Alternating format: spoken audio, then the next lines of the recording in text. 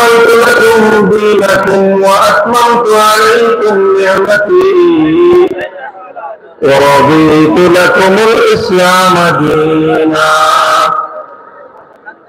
بارك الله لنا ولكم في القرآن العظيم ونفعنا وإياكم بالآيات والذكر الحكيم. اللهم صل على محمد وعلى آل محمد كما صليت على إبراهيم وعلى آل إبراهيم إنك حميد مجيد. اللهم بارك على محمد وعلى آل محمد كما باركت على إبراهيم وعلى آل إبراهيم إنك حميد مجيد.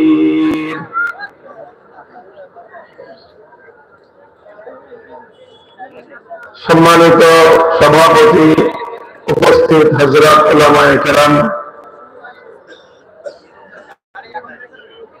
শ্রদ্ধাভাজন আমার বয়োজ্যেষ্ঠ মুরব্বী সাহেবান, সমবেত ইসলাম প্রিয় কোরআন প্রেমিক তৌহিদি মুসলমান ভাই বন্ধুগণ, এবং বিশেষভাবে আজকের এই আজিমুস শান ইসলামী মহাসম্মেলনে উপস্থিত বিপুল পরিমাণ তরুণ যুবক ছাত্র জনতা, বাংলাদেশের সীমান্ত শহর সাতক্ষীরার প্রাণ কেন্দ্রে সাতক্ষীরা কলেজ মাঠে আয়োজিত আজকের এই সাতক্ষীরা উলামা পরিষদ এবং কওমি মাদ্রাসা পরিষদের উদ্যোগে আয়োজিত ইসলামী মহাসম্মেলনে আল্লাহ পাক রব্বুল আলামিন আমাদেরকে সমবেত হওয়ার, একত্রিত হয়ে আল্লাহর দ্বীনের কথা আলোচনা করবার এবং শুনবার তৌফিক দান করেছেন। রব্বে কারীমের বড়ই মেহেরবানি। এই জন্য আল্লাহ রব্বুল আলামিনের দরবারে কালিমাতু শুকরের হাদিয়া পেশ করি আলহামদুলিল্লাহ।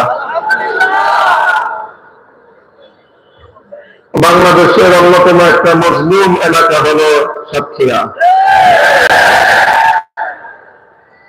সাতক্ষীরার মানুষ তারা নানাভাবে নিগৃহীত হয়েছে, নির্যাতিত হয়েছে, অধিকার বঞ্চিত হয়েছে।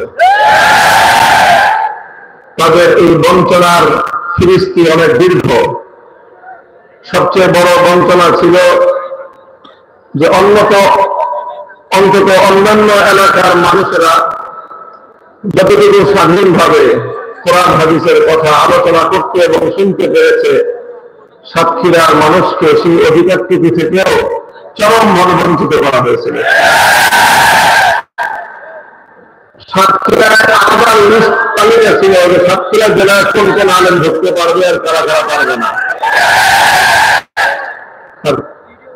দুর্ভাগ্য বলেন অথবা সৌভাগ্য বলেন, সেই হিট লিস্টে আমার নামও ছিল,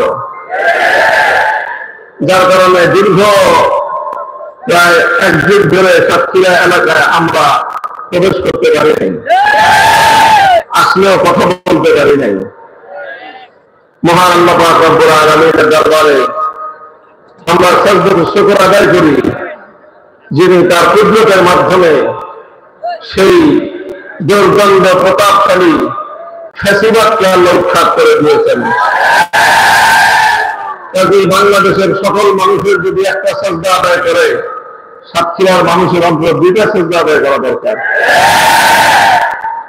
এবং আগামী দিনে তাদের আল্লাহর কোরআনের পথে দ্বীনের জন্য অতীতের চেয়ে আরো বেশি ঘনিষ্ঠ ভূমিকা পালন করা তাদের দায়িত্ব এবং কর্তব্য হয়ে দাঁড়িয়েছে। আল্লাহ পাক রব্বুল আলামিন সাতক্ষীরার মাটিকে ইসলামের ঘাঁটি হিসেবে আল্লাহ আরো জবরদস্ত হয়ে আল্লাহ কবুল করেন। মুহতারাম হাজিরিন, আমি পবিত্র কোরআনে পাকের সূরা মায়েদার 6 নম্বর আয়াতটি আপনাদের সম্মুখে তেলাওয়াত করেছি। এটি একটি ঐতিহাসিক আয়াত, একটি অনন্য ব্যতিক্রমী কোরআনে পাকের একটি আয়াত। এরকম আয়াত কোরআনে পাকের মধ্যে দ্বিতীয়টি নেই। শুধু কোরআন তো দূরের কথা,